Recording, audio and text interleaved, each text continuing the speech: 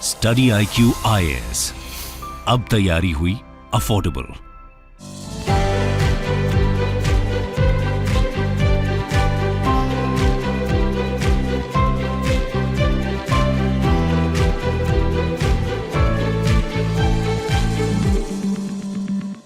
नमस्कार दोस्तों, जियोपॉलिटिक्स के पर्सपेक्टिव से अगर आप देखेंगे तो पूरी दुनिया एक बहुत ही इंपॉर्टेंट मोड़ पर खड़ी है। कौन सा देश किसके पक्ष में जाएगा, कौन सा गुट बनेगा, नहीं पता। अभी के लिए बहुत सारी चर्निंग हो रही है, लेकिन आपको पता होगा भारत के पर्सपेक्टिव से हमारे लिए एक बहुत ही इंपॉर्टेंट पोर्ट था किसी दूसरे देश के अंदर, और वो है आपका चाबहार पोर्ट। चाबहार पोर्ट को लेकर बहुत ज़्यादा उत्साह था।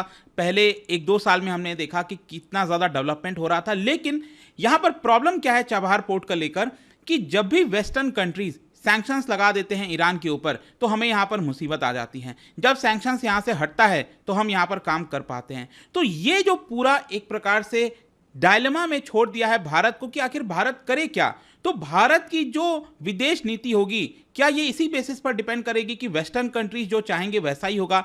इसको अब यहाँ पर आप बदलते हुए देखोगे। आपने देख ही लिया कि किस तरह से रशिया के साथ अभी भी हम ट्रेड कर रहे हैं, बड़ी मात्रा में कर रहे हैं, ऑयल मंगा रहे हैं। और यहाँ पर आप देखिए, Iran seeks long term contract with India on developing Chabahar port. तो चाबहार पोर्ट वापस से अब न्यूज में आ गया है, और इसमें इंपॉर्टेंट मुद्दा यह है कि भारत के मिनिस्टर वो ईरान गए चाबहार पोर्ट के मुद्दे को और आगे बढ़ाने के लिए, और ईरान ने यहां पर कहा है कि वो लॉन्ग टर्म कॉन्ट्रैक्ट साइन करने के लिए तैयार है। तो इसी को हम डिटेल से चर्चा करेंगे कि प्रॉब्लम क्यों आ रही थी, यहां पर किस तरह का लॉन्ग टर्म कॉन्ट्रैक्ट की हम बात करें, क्यों किया जा रहा है, मकसद क्या था, इसका इतिहास भी मैं आपको बताऊंगा। काफी कुछ जानने को है, चलिए आगे बढ़ते हैं। लेकिन उसके पहले ध्यान रखिएगा, 22 अगस्त से यूपीएससी का बैच स्टार्ट हो गया है। अगर आपको इसके अंदर एनरोल कराना है 31 अगस्त तक करा सकते हैं at a very affordable rate. 19,000 में आपको पूरा कोर्स मिल जाएगा if you use the code Ankit live. हमारे वेबसाइट और ऐप पर जाइए, और वहां पर इतने सारे फीचर्स हैं, चाहे live classes, 1-to-1 mentorship, answer writing practice, सभी कुछ आपको मिलेगा। इसका शेड्यूल पहले ही दे दिया गया है। इसके अलावा अगर आपको एमसीक्यूज अटेम्प्ट करना है तो मेरे इंस्टा पेज पर जाइए, वहां पर स्टोरीज में जितने भी एमसीक्यूज हैं उसको आप अटेम्प्ट कर पाएंगे। तो चलिए शुरुआत करते हैं, और सबसे पहले देखते हैं एग्जैक्टली अभी हो क्या रहा है। देखिए, ईरान यहां पर यह कह रहा है कि वो लॉन्ग टर्म कॉन्ट्रैक्ट भारत के साथ साइन करने के लिए तैयार है, क्योंकि चाबहार पोर्ट को और ज्यादा डेवलप करना चाहता है। आप समझ के देखिए कि जो चाबहार पोर्ट है, ऐसा तो है नहीं कि हम्बनटोटा पोर्ट की तरह हमें 99 साल के लीज पर मिल गया। चाबहार पोर्ट तो क्या है, 10 साल, 15 साल, 20 साल के लिए यहाँ पर इस्तेमाल कर सकता है भारत। जितना भी हम यहाँ पर करेंगे, उसको डेवलप करेंगे, उसी के बेसिस पर ईरान हमें यहाँ पर एग्रीमेंट करता रहेगा। लेकिन अब क्या हुआ है कि Iranian minister road and urban development Rostam Qasemi, उन्होंने एक्सप्रेस किया है कि जो तेहरान है, जो ईरान है, वो चाहता है कि भारत के साथ एक लंबा समझौता हो। और ये क्यों हुआ है? क्योंकि भारत के जो यूनियन मिनिस्टर हैं, आप देख सकते हो, minister of port, shipping and waterways Sarbananda Sonowal, जो कि एक्स सीएम है, चीफ मिनिस्टर रह चुके हैं आसाम के, वो चले गए ईरान यहां पर, ताकि इस पूरे डेवलपमेंट में बातों को, चीज़ों को आगे बढ़ाया जाए। और ये आप देख पाओगे, उनके पीछे जो है, ये ईरान में थे चाबहार पोर्ट में, और ये जो पीछे आप देख रहे हो ना, ये बड़े बड़े क्रेन्स होते हैं। बेसिकली ये जो क्रेन है वो काफ़ी मदद करते हैं हैंडलिंग में पोर्ट्स के अंदर, और भारत ने इस तरह के 6 क्रेन जो है वो इस विजिट के दौरान दिया है। तो यही आपको यहाँ पर देखने को मिल रहा है बैकग्राउंड में। जो ईरान के मिनिस्टर हैं, उन्होंने कहा कि भारत हमारे लिए एक इंपॉर्टेंट देश है, बड़ा देश है, और एक इंपॉर्टेंट रोल प्ले कर सकता है इस पूरे रीजन में गुड्स को एक जगह से दूसरी जगह पहुंचाने के लिए। और इन्होंने इसलिए यहां पर कहा कि हम आशा करते हैं कि भारत चाबहार पोर्ट के अंदर जो इन्वेस्टमेंट है उसको और ज़्यादा यहाँ पर बढ़ाएगा। जो सर्बानंद सोनोवाल हैं, जो वहाँ पर गए, उन्होंने यहाँ पर भारत और ईरान के बीच में जो कल्चरल है, हिस्टोरिकल, सिविलाइजेशन, जो आपस में बॉन्डिंग है, उसको बढ़ाने की कोशिश की। और साथ ही साथ हमने ये एम्फसाइज किया कि किस तरीके से ये जो रूट है पूरा, भारत से लेकर जो ईरान होते हुए सेंट्रल एशिया, पूरा हम आगे तक जा सकते हैं, वो एक मल्टीप्लायर का काम कर सकता है। और जैसा मैंने बताया कि यहाँ पर अपने विजिट के दौरान वहाँ पर जो टर्मिनल है, ध्यान रखिएगा आपके एग्जाम में आ सकता है कि चाबहार पोर्ट ऐसा नहीं है कि पूरा एरिया हमारा हो गया। वहां पर जो एक टर्मिनल है वो हमारा है, शाहिद बेहस्ती टर्मिनल। तो ये जो टर्मिनल है, वहां पर हमने 6 मोबाइल हार्बर, जो क्रेन मैंने अभी आपको दिखाए थे, वो यहां पर दिया गया है, ताकि लोडिंग और अनलोडिंग में चीजें आसान हो सके। तो देखिए, इसके बारे में और समझे, लेकिन आपको जानने की जरूरत है कि भारत का आखिरकार विजन क्या है। मतलब कि जो चाबहार पोर्ट हमने यहां पर डेवलप किया है, इसका विजन क्या भारत लेकर चला था। याद रखिएगा 2003 में सबसे पहले भारत और ईरान के बीच में यहां पर जब वाजपेयी जी की सरकार थी तो उस समय इसको लेकर एग्रीमेंट हुआ कि कुछ ना कुछ डेवलप करना चाहिए।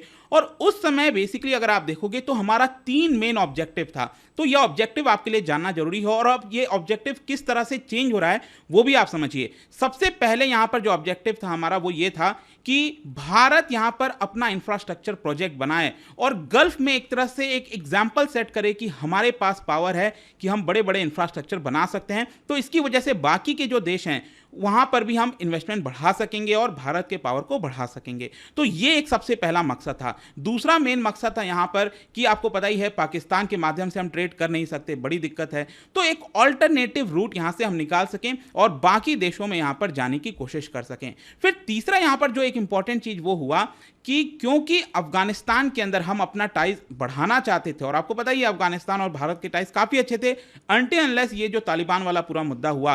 तो हम कोशिश कर रहे थे कि चबहार पोर्ट के माध्यम से जो हेल्प है, सहायता है, वो हम अफगानिस्तान तक पहुंचा सकें। तो ये 3 मेन ऑब्जेक्टिव था, वो आपको ध्यान रखना है वाजपेयी जी के सरकार के दौरान। आगे चलकर मनमोहन सिंह जी की सरकार आती है और फाइनली उन्होंने यहां पर अफगानिस्तान में एक हाईवे बना दिया, जारांज डेलाराम। आपको याद होगा, ये आप देख सकते हो कि चबहार पोर्ट से रेल के माध्यम से ये जो पूरे गुड्स हैं उसको पहुंचाए जाएंगे और जारांज अफगानिस्तान में, जारान से लेकर डेलाराम ये भी आपका अफगानिस्तान में है। यहां पूरा रोड जो हाईवे है वो भारत ने डेवलप किया ताकि फाइनली यहां से जो गुड्स हैं वो हम जो अफगानिस्तान की कैपिटल है काबुल या फिर जो बड़े बड़े शहर हो गए, हेरात हो गया, वहां तक चीजों को हम पहुंचा सकें। फाइनली 2016 में नरेंद्र मोदी जी, अगर आपको याद हो, वो गए थे तेहरान, विजिट किए थे, ईरान में गए थे। काफी लंबे समय बाद भारत के कोई प्राइम मिनिस्टर वहां पर गए और यहां पर अफगानिस्तान, ईरान और भारत के बीच में ट्राइलैटरल एग्रीमेंट हुआ कि हम अपने गुड्स को चबहार पोर्ट से होते हुए अफगानिस्तान के अंदर भेज सकते हैं। फिर क्या होता है अब आप समझिए, यहां पर चीजें दूसरी होने लग गई क्योंकि चाइना का इंपॉर्टेंट रोल इस पूरे रीजन में धीरे धीरे बढ़ने लग गया। और आपको पता है चाइना 2013 के बाद से शी जिनपिंग ने एक जो ड्रीम प्रोजेक्ट अपना लाया, that is BRI, belt and road initiative. इसको देखते हुए यहां पर 4th ऑब्जेक्टिव ऐड हो जाता है।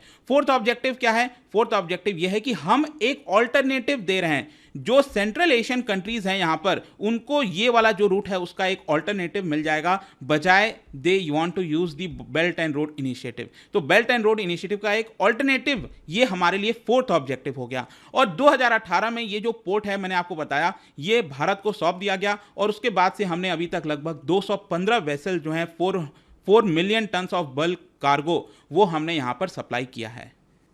और इसके अलावा फर्दर आप देख सकते हो जो एक और इंपॉर्टेंट चीज था इसमें, that is international north south corridor. उसको भी इससे कहीं ना कहीं लिंक करने की कोशिश की गई कि अगर हमें जो रूट है, अभी क्या है, सुएज कैनाल होते हुए लंबा रूट लेना पड़ता है, तो यहां से क्यों ना हम डायरेक्टली रशिया और वेस्ट ईस्टर्न यूरोप का जो देश है वो इस रूट के माध्यम से कवर सकें, सेंट्रल एशियन कंट्रीज को भी इंक्लूड कर सकें।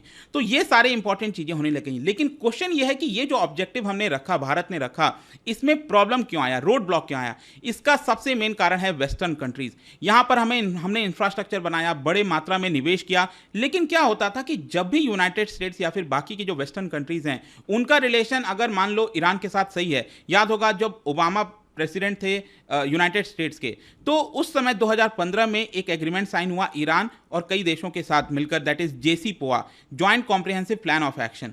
तो इस समय तो क्या हुआ कि हम तेजी से इन्वेस्टमेंट करने लगे, हमें लगा कि सब कुछ सही होगा और हमने बड़ी मात्रा में इन्वेस्टमेंट कर दिया।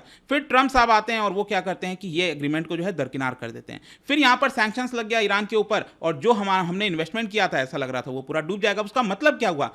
तो ये जो पूरी प्रॉब्लम है ना वेस्टर्न कंट्रीज की वजह से भारत उसी तरह से गाइड होता रहा था, अब उसमें आपको बदलाव देखने को अब मिल रहा है। ऑल्दो आप कह सकते हो कि यूएस ने भारत के लिए कुछ एक्सेप्शन रखा था कि चबहार पोर्ट में अभी भी हम इन्वेस्टमेंट कर सकते हैं, इंफ्रास्ट्रक्चर बना सकते हैं, लेकिन क्या होता है ना कि अगर वेस्टर्न कंट्री सैंक्शंस लगा दी तो कहीं ना कहीं एक प्रकार से सेकेंडरी सैंक्शंस लग सकता है हमारे कंपनीज के ऊपर। कोई निवेश ही नहीं करेगा। अगर हमें कोई इक्विपमेंट चाहिए वहां पर पहुंचाना है, कोई पहुंचाने के लिए रेडी नहीं है। तो इसकी वजह से भारत बहुत ज्यादा प्रॉब्लम फेस कर रहा था। लेकिन यहां पर एक इंपॉर्टेंट मुद्दा आता है अफगानिस्तान का। मोदी सरकार, आपको पता है कि जो टाइज हैं तालिबान के साथ वो पूरी तरह से हमने एक प्रकार से खत्म कर दिया था 2021 अगस्त के महीने में, जब तालिबान ने पूरा टेक ओवर कर लिया अफगानिस्तान के अंदर। फिर उसके बाद हमने स्टिल यहां पर जो सहायता है वीट का, पल्सेस का, वो पाकिस्तान के माध्यम से पहुंचाने की कोशिश की। किसी प्रकार से पाकिस्तान माना कि चलो ट्रक को जो है वो वहां से लेकर काबुल तक पहुंचा देगा। फिर अब क्या हुआ है, अब रिसेंटली अगर आपने न्यूज पढ़ा हो, देखा हो, तो वापस से कहीं ना कहीं भारत और अफगानिस्तान के बीच में टाइज बढ़ रहे हैं और ऑलरेडी खबर आई है कि काबुल में भारत की एम्बेसी सेटअप कर दी गई है, रीओपन कर दी गई है। तो ये कहीं ना कहीं दिखाता है कि अगर यहां पर वापस से अफगानिस्तान के साथ टाइज बेहतर हो रहे हैं तो ये हम जो फायदा है, क्योंकि पाकिस्तान अगेन यूज नहीं करने देगा अपना रूट, तो ये चबहार पोर्ट हम वापस से स्टार्ट कर सकते हैं और इसका यूटिलाइजेशन कर सकते हैं। इतना जो इन्वेस्टमेंट गया है उसका हम फाइनली अब फायदा उठा सकते हैं। इसी को देखते हुए जो भारत से मिनिस्टर हैं सर्बानंद सोनोवाल जी, वो वहां पर गए और यहां पर एक एमओयू साइन किया गया है, that is recognition of certificate of competency in unlimited voyages. मतलब कि जितने भी शिप्स हैं, जितनी भी मात्रा हो, कोई उसमें लिमिट नहीं लगेगा और हम ज्यादा से ज्यादा यहां पर ट्रेड करेंगे, ऐसा भारत और ईरान के बीच में एक एमओयू साइन किया गया है। और आगे चलकर इस तरह के कई सारे एग्रीमेंट साइन किए जाएंगे ताकि जो पूरा एक लॉन्ग टर्म हमारा दृश्य है कि हम ऐसा कर सकते हैं, तो इसको लेकर आगे भी चर्चा होती रहेगी। तो लेट्स सी किस तरह से चीजें टर्न आउट होती हैं। बट एक बड़ा बदलाव, जैसा कि मैं आपको कह रहा था, चीजें यहां पर आपको समझ में आई होंगी। जाने से पहले एक इंटरेस्टिंग क्वेश्चन, क्योंकि हम पोर्ट्स वगैरह की बात करें, क्या बता सकते हो भारत के अंदर डीपेस्ट सी पोर्ट कौन सा है इन 4 ऑप्शन में से? इसका राइट आंसर आपको पता ही है, मेरे इंस्टाग्राम पर तो मिलेगा ही, वहां पर अगर आप नहीं हो कोई बात नहीं, टेलीग्राम से भी ले सकते हैं इसका सही उत्तर। मैं कई सारे जो एमसीक्यूज हैं वो यहां पर स्टोरीज में डालता रहता हूं। बाकी अगर आपको पीडीएफ चाहिए तो टेलीग्राम पर आइए, अलग अलग सोशल मीडिया पर आप जुड़ पाओगे। और जैसा मैंने बताया, यूपीएससी की तैयारी अब काफी आसानी से कर सकते हैं by using the code Ankit live, क्योंकि यहां पर आपको मैक्सिमम डिस्काउंट मिलता है। आई होप कि वीडियो आपको पसंद आया होगा। मिलता हूं आपसे next time. Till then, thank you very much, see you soon. Study IQ IAS, अब तैयारी हुई अफोर्डेबल।